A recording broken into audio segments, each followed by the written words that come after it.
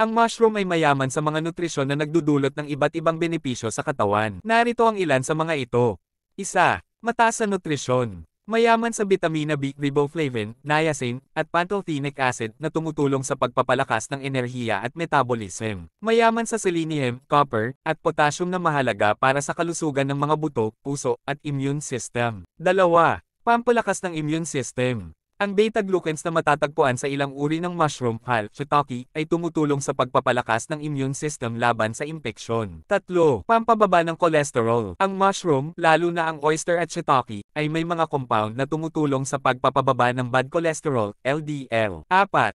Anti-cancer properties. 5. Pagkontrol sa timbang. 6. Pagpapabuti ng kalusugan ng utak. 7. Pagkontrol sa asukal sa dugo. Tuldok. Paalala, siguraduhing ligtas ang mga mushroom na kinakain dahil may mga uri ng mushroom na nakakalason. Piliin lamang ang mga edible o mula sa mapagkakatiwalaang mapagkukunan.